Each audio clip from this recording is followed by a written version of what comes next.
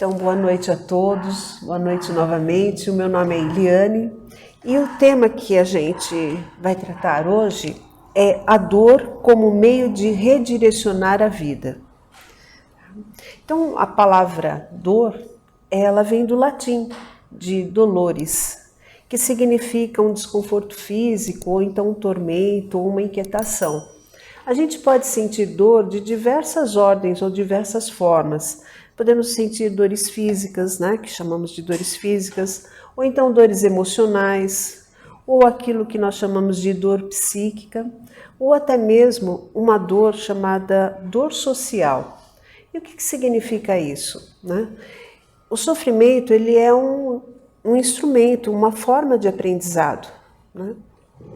E quando a gente fala de uma dor física, o aprendizado que a gente tem é evitar, né? Por exemplo, se eu dou uma topada aí num objeto ou num móvel, né? Vou ficar sentindo aquela dor no dedo, né? Então, isso aí seria uma dor física, mas emocionalmente ou espiritualmente eu não estou aprendendo muita coisa.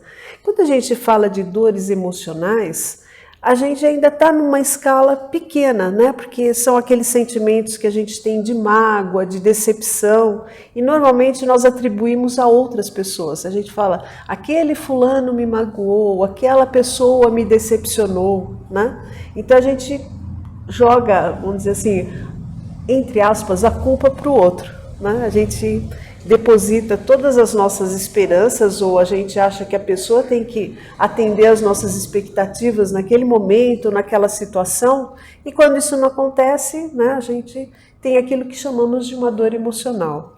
Mas aí também tem a dor psíquica, ela vem ou de um arrependimento, ou de um remorso, e aí já é uma evolução, né? Você já...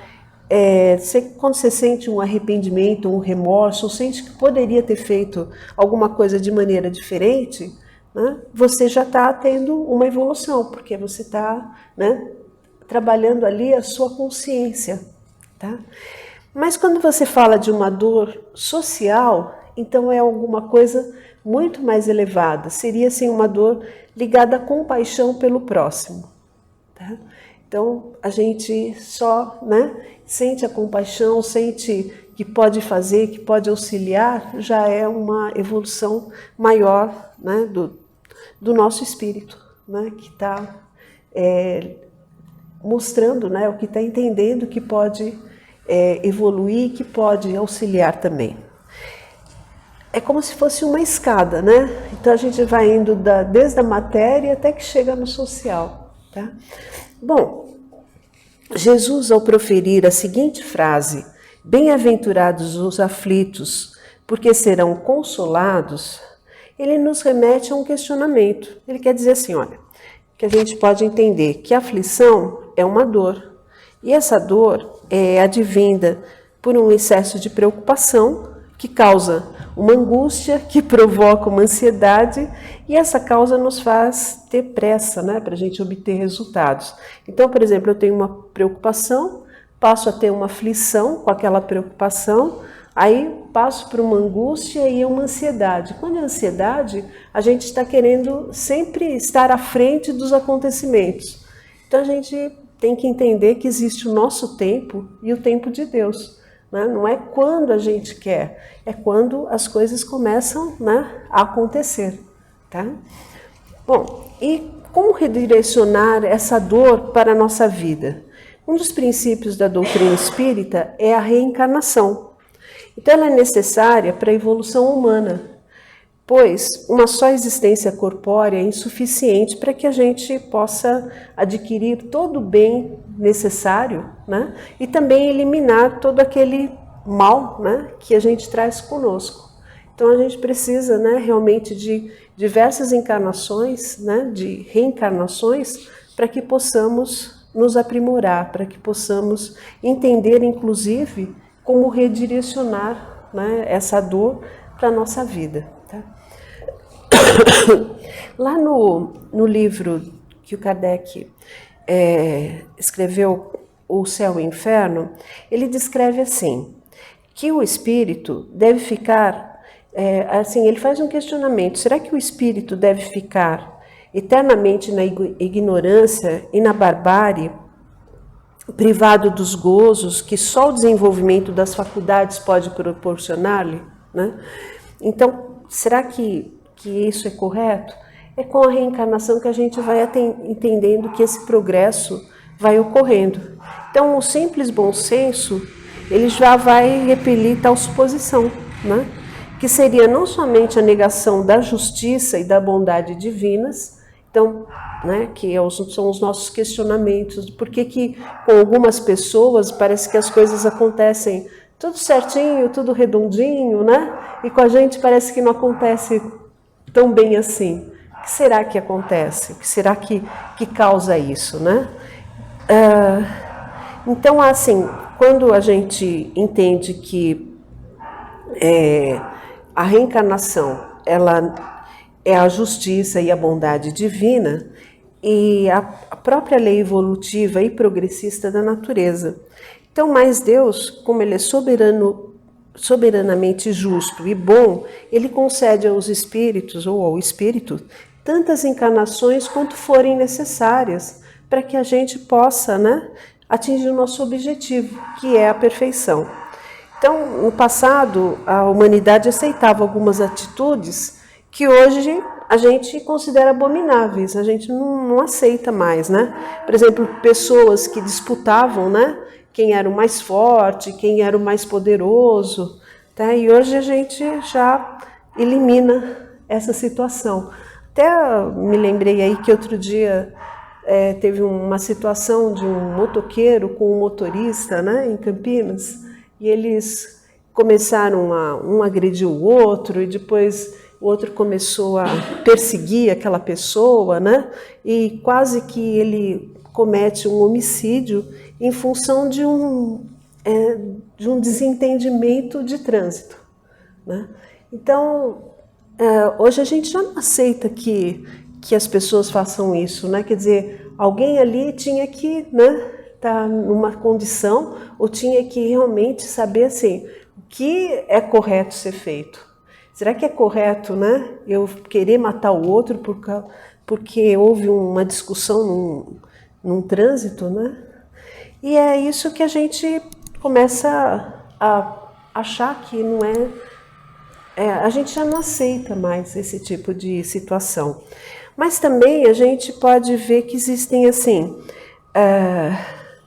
da mesma maneira que existem essas situações para mostrar assim, eu posso mais, eu sou mais poderoso, também existem situações que estão ligadas à ética, aquilo que a gente chama de praticar o jogo limpo, né?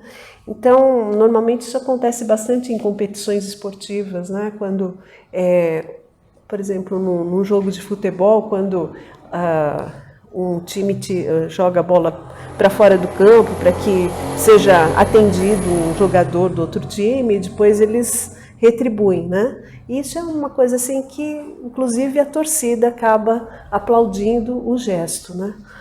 Bom, para a gente auxiliar no processo de depuração, Deus nos concede o livre-arbítrio, uma vez que se o homem tem liberdade de pensar, ele deve também ter a liberdade de agir, tá? Por ainda estarmos em um nível bastante, né, um pouco baixo em termos de evolução, a dor é muito presente. Então a dor, ela não é uma punição, mas ela é uma medida que é chamada de medida pedagógica. Por quê? Porque ela educa, ela corrige, né, e ela cura também. A diferença entre uma punição e uma medida pedagógica está na responsabilidade que a gente adquire ao longo do tempo, né?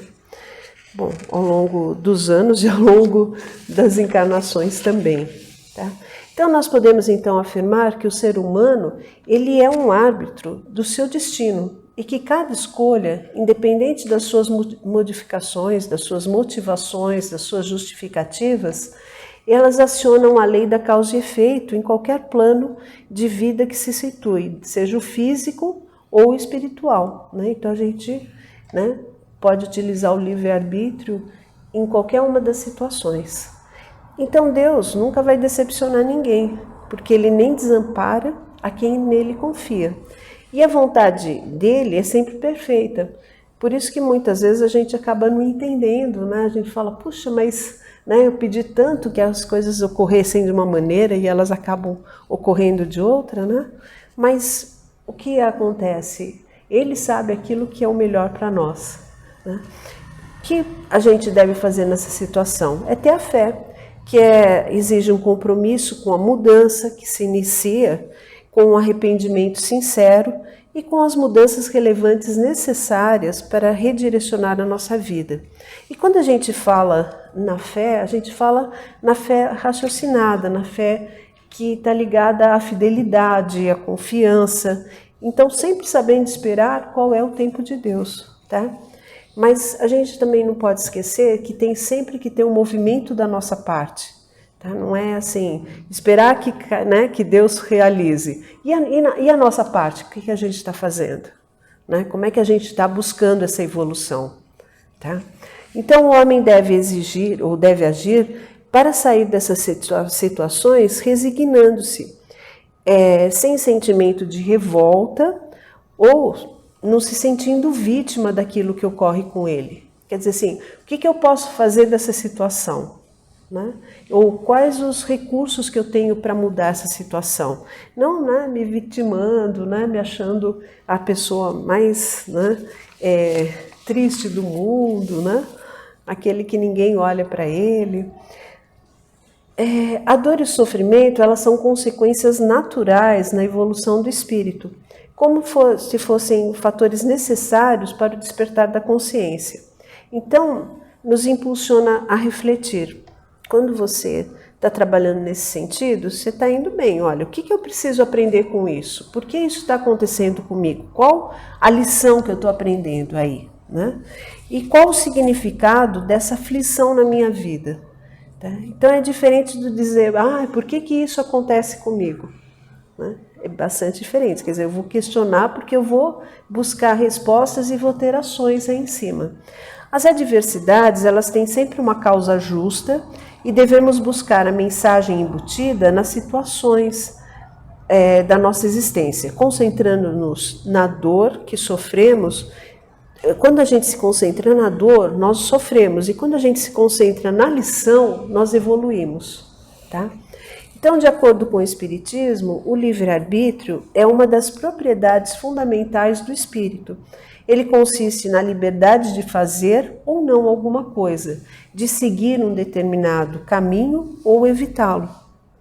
Dessa forma, o livre-arbítrio é executado juntamente com o desenvolvimento da inteligência e implica um aumento pela responsabilização dos atos praticados. Às vezes a gente segue alguns exemplos, né, que nos são apresentados, mas que nem sempre são aqueles caminhos mais corretos. E às vezes a gente acaba vindo para cá, né, pensando em realizar de uma maneira e acaba desviando dessa rota. Então a gente, às vezes assim, não temos um bom exemplo, pode ser ou de família, ou de colegas, ou de amigos, né? Então, muitas vezes, quando a gente está se desviando da rota, nós, às vezes, não temos assim, a condição de nos erguermos sozinhos, de nos levantarmos sozinhos. Por isso que é tão importante, né, quando a gente pensa na parte social, o que as pessoas podem fazer justamente umas pelas outras. Tá? Acho que todo mundo já... Até tem um filme desse rapaz, o Roberto Carlos Ramos. Talvez vocês já tenham ouvido a história dele. Ele é um mestre de educação pela Unicamp, pós-graduado em literatura infantil pela PUC de Minas, e ele é também um membro da Associação Internacional dos Contadores de História e Valorizadores da Expressão Oral Mundial. A sede desse local é na França. E a trajetória dele, assim, é bem conturbada e bem diferente de toda a estatística que a gente tem aqui no Brasil. Ele viveu dos 6 aos 13 anos no antigo órgão que era a FEBEM, né? E ele, lá ele não aprendeu, né? Não se alfabetizou, ele era usuário de drogas e praticava pequenos furtos. Aí a gente pensa assim, bom, mas se ele estava interno, como é que ele praticava esses furtos? É que ele fugiu 132 vezes de lá da FEBEM, né? Então ele foi dado como um caso irrecuperável. Até que veio uma senhora, né, uma francesa, Marguerite, e ela, Marguerite Duras, ela o adotou, né, porque ela achou que assim, que ele tinha muito potencial e que ele poderia ser alguém que não ia ter tido como um caso irrecuperável. E ela o ensinou a ler e escrever, ela o ensinou a falar francês, né? E ela começou a trabalhar com uma educação de qualidade. E aí perguntaram a ele, né? Por que que ele, então, com ela, né? Ele não fugia mais. Ele podia, né? Até sair, fugir, né? Sair da casa. E ele disse assim, que com que fizesse com que ele se mantivesse ali ao lado dela, não era nem o ensino, nem a cama quentinha, nem a alimentação, né? O que fazia com que ele permanecesse ali era o afeto, principalmente o afeto que ele aprendeu a dar, né? Então a gente vê que, né, tem muitas crianças, né, nessa situação de vulneráveis, mas ainda, né, precisaria, assim, por exemplo, nem sempre todas, né, são espíritos que estão preparados realmente, né, para seguir uma outra linha ou, né, mudar. Ele era um espírito que estava preparado e que foi recuperado, né? Tá certo que ela sofreu bastante com relação a isso, mas ele soube agarrar essa oportunidade. Então, o que aconteceu, né? Teve um movimento da parte dele, porque não deve ter sido fácil, né? Ser alfabetizado só aos 13 anos e depois ter toda essa carreira, essa mudança, né? Então, olha, as boas escolhas... e outra coisa também é que depois ele voltou ao Brasil e adotou mais 13 crianças nessa situação, né, tidas como irrecuperáveis, como ele, né? Bom, e as boas escolhas, elas produzem um progresso evolutivo, e enquanto as escolhas infelizes, elas geram provações ou expiações, que se configuram como mecanismos evolutivos, moduladores da lei, da causa e efeito, ligadas ao planejamento reencarnatório de cada indivíduo. Tá?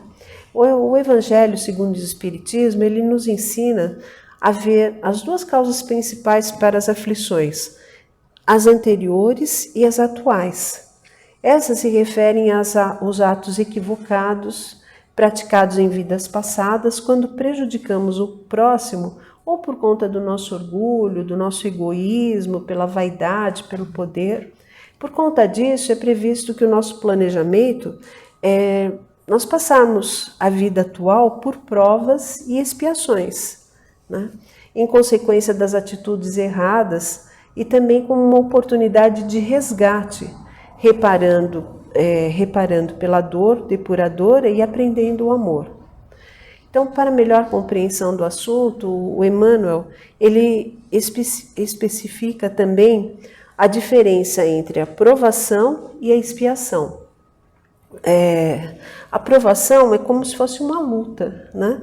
Que ela ensina ao discípulo rebelde preguiçoso a estrada do trabalho e da edificação espiritual. E a expiação é aquela pena que foi imposta pelos delitos cometidos. Então, as provas sempre existirão, mesmo para os espíritos superiores, por se tratarem de desafios evolutivos. Então, não significa, né, que à medida que a gente vá, vamos dizer assim, mudando de estágio, né, vai se tornando um espírito mais evoluído, que não passe por provas. Sim, a gente precisa, inclusive, das provas para que nós possamos continuar nosso processo de evolução. E a expiação, ela representa uma contenção temporária da liberdade individual. Ela é necessária a reeducação do espírito, que, mesmo utilizando o livre-arbítrio, ele reajusta-se às determinações das leis divinas. Tá? E as provações, elas podem ser difíceis, não resta dúvida, mas por seu intermédio o espírito é colocado em situações que o afasta do estado de inércia, que ora permanece, proporcionando-lhe ao mesmo tempo oportunidades para que ele possa trabalhar a melhoria de suas atuais condições de vida. É sempre um processo, não tem assim uma varinha mágica, né? Então não tem como pular etapas, a gente tem que passar realmente por todo o processo. Nas expiações, o espírito se vê limitado às más ações cometidas pelo uso indevido do livre-arbítrio, né? Então tinha o livre-arbítrio, mas não soube utilizar, né? Então tem uma restrição aí. Então, para que esse espírito não se prejudique mais, ele renasce sob processos de contenção, que obviamente produzem sofrimentos, sobretudo se o ser espiritual, que ainda não consegue aprender o valor da dor como instrumento de educação e de curas espirituais. O Haroldo Dutra, ele explica para a gente que essa situação como se nós estivéssemos reconstruindo o nosso destino, o destino de hoje. Portanto, é o livre-arbítrio de ontem. E o destino de amanhã refere-se às escolhas que faço hoje, né? Então, não existe alguma coisa pronta, existe assim uma causa e consequência, né, de tudo que nos acontece. Ele até gosta de citar que o Chico Xavier ele tinha uma percepção, né, uma visão acolhedora e global. Então, sempre que alguém ia procurá-lo, né, ele tinha palavras de consolo para essas pessoas. E ele tinha um amigo que foi procurá-lo e ele disse o seguinte, né? O Chico percebeu que essa pessoa estava assim bastante perturbada e ele ficava repetindo: sou problemático, né? Até que o Chico vai lá, pega nas mãos dele e diz assim: olha, meu filho, né? Todos nós que estamos encarnados somos problemáticos, sem exceção, né? Então é uma maneira acolhedora, por quê? Porque ele está dizendo assim: todos nós temos que passar por essa situação, estamos passando por essa situação, né? Então não pensa que você é uma exceção. É uma maneira assim, quando você amplia a visão, as pessoas têm uma maneira melhor de se enxergar, de ver que assim, que aquilo não está acontecendo só comigo, mas pode estar acontecendo com outras pessoas, né? Me sinto mais amparado nesse sentido. Bom, e ele também completa que o Consolador é aquele que nutre a nossa esperança e renova a fé, e traz coragem para a gente enfrentar adversidades. Para isso, precisamos ter acesso às informações que são relevantes, tá?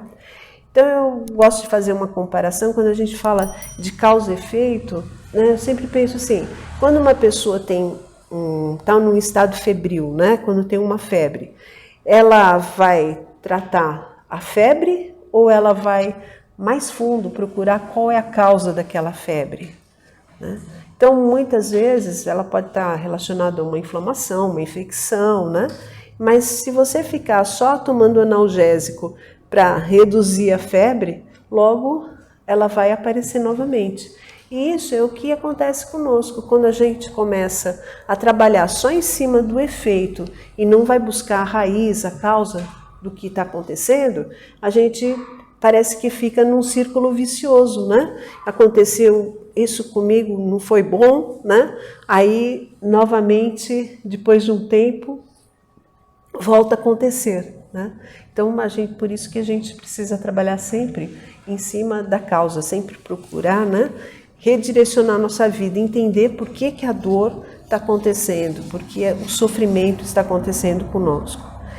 E a gente também deve se lembrar que quando você muda, mesmo que seja só uma pessoa que está buscando uma mudança, que está buscando uma elevação, ela consegue mudar até o planeta, né? Porque aquilo pode ser disseminado, aquilo pode ser trabalhado, pode ser levado para outras pessoas, né? Então, o seu processo de mudança acaba levando a mudança de diversos outros, certo? Bom, e para finalizar, queria dizer assim, que os sofrimentos com os quais nós nos defrontamos na vida presente, quando não são originários da vida atual, só podem ser consequências de erros cometidos em vidas anteriores. Contudo, desenvolvendo virtudes não quer dizer que estejamos livres das dificuldades. Significa estar no meio da dificuldade e não sofrer, não deixar de se desesperar, né? E nem o sofrimento invadir o espírito. É o caminho da serenidade. Então, muito obrigada e muita paz para todos nós.